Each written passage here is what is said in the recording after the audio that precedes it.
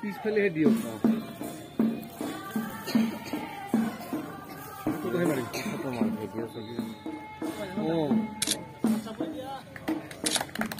আজি এই অনুষ্ঠান এটা বিশেষ এটা দিন গতিকে বিশেষ দিনটোত যে আমি ইয়াত আহিব পাৰিছো নিশ্চয় তাৰ কাৰণে কিছু হয়তো ক'বই লাগিব যে এইখন দিন আমাৰ ৰাভাজাতিৰ কাৰণে খুব আৱেগৰ দিন।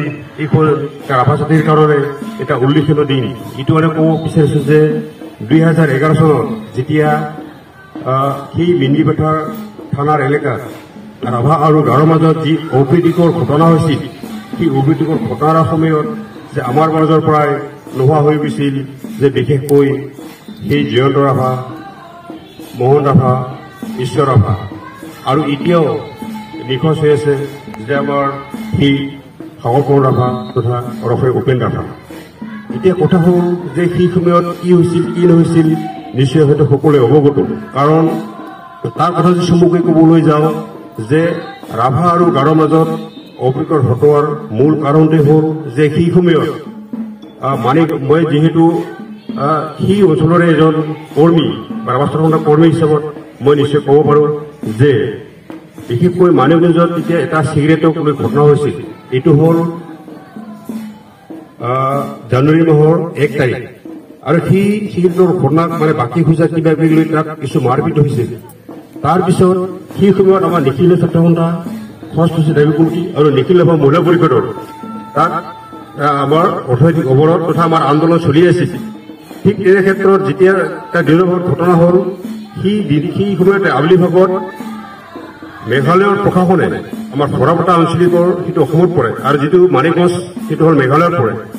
এতিয়া ফৰাপটা তাৰ পৰা 4.5 কিলোমিটাৰ নিলুগত তাত আমাৰ ফৰাপটা আঞ্চলিকৰ অস্থায়ী কাৰ্যালয় আছে।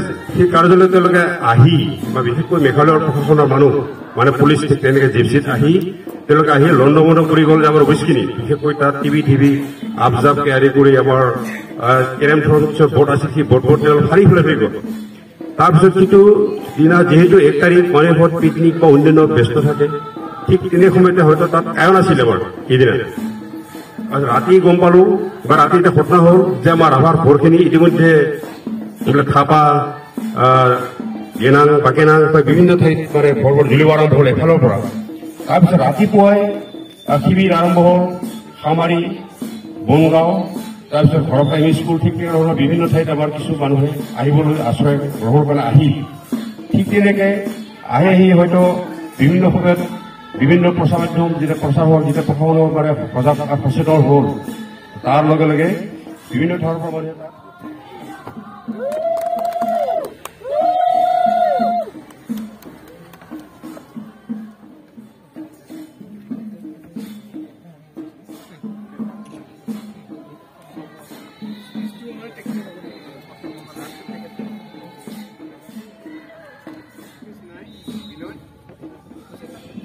সাহায্য দিবলৈ গৈ যি মৃত্যুবৰণ কৰিবলগা হ'ল, তেওঁলোকক বৰদুৱাৰ ফালাগাঁও আঞ্চলিক ৰাভা ছাত্ৰ সন্থাই তেওঁলোকক শ্বহীদ হিচাপে যি ঘোষণা কৰিছে, সেই শ্বহীদসকলক পোনপ্ৰথমতে মই স্বচ্ছ অনুসূচী দাবী কমিটিৰ তৰফৰ পৰা মই তেওঁলোকক শ্ৰদ্ধাঞ্জলি জনাইছো। তেওঁলোকৰ আত্মাই যতেকি নাথাকক, শান্তিত থাকক আৰু তেওঁলোকৰ যি বলিদান, এই বলিদান কেতিয়াও আমি ৰাভা জাতিয়েও পাহৰি নাযাওঁ। তেওঁলোকৰ বলিদানে আমাক আহি থকা দিনত সাহস আৰু প্ৰেৰণা দিয়ক। তেওঁলোকৰ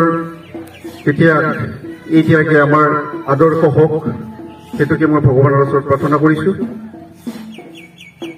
আজি 27 তাৰিখ, এই 27 তাৰিখ এখন 2011 চনৰ 27 তাৰিখ দিনটোত তেওঁলোকক অন্ত্যেষ্টিক্ৰিয়া কৰা হৈছিল আৰু অন্ত্যেষ্টিক্ৰিয়া কৰাৰ দিনটোক তেওঁলোকে বৰদুৱাৰ ফালাগাঁও আঞ্চলিক তিনিওটা ৰাভা ছাত্ৰ সন্থা, ৰাভা মহিলা পৰিষদ, স্বচ্ছ অনুসূচী দাবী কমিটি বা ৰাভা সাহিত্য সভা, এই মৰ্যাদা আমি অতি সোনকালে বিচাৰিছো। ৰাভা সংগঠনক অতি সোনকালে আমাক স্বচ্ছ অনুসূচীত অন্তৰ্ভুক্ত কৰক আৰু লগে লগে ৰাভা সংঘত থকা যি জাতি জনগোষ্ঠী, বিভিন্ন জাতি জনগোষ্ঠী আছে, তেওঁলোকৰ যিটো মৰ্যাদা, এই মৰ্যাদাটো অক্ষুণ্ণ ৰাখক। লগতে আমাৰ যিটো সমস্যা আছে, আমাৰ ইয়াতে বিভিন্ন ধৰণৰ সমস্যা আছে, এতিয়া মাটি বাৰীৰ সমস্যা আছে। ধৰক 2006 চনৰ যিটো ফৰেষ্ট ডিউলিয়াৰ এক্ট, এই এক্টটো আমি ইমপ্লিমেণ্ট হোৱাটো বিচাৰিছোঁ। লগে লগে ৰাভা মাধ্যম, যিটো আমি ৰাভা ভাষাৰ যিটো মাধ্যম বিচাৰি আছোঁ, সেই মাধ্যমটো প্ৰয়োগ কৰক চৰকাৰৰ ওচৰত। আজি এই পবিত্ৰ দিনত মই চৰকাৰক অনুৰোধ জনাব বিচাৰিছোঁ, অতি সোনকালে যেন আমাৰ এই অমীমাংসিত সমস্যাবিলাক চৰকাৰে সমাধান কৰি দিয়ে, তাৰ কাৰণে এই মঞ্চৰ জৰিয়তে আহ্বান জনাই মোৰ চমু বক্তব্যখিনি ইমানতে সামৰিছোঁ। ধন্যবাদ।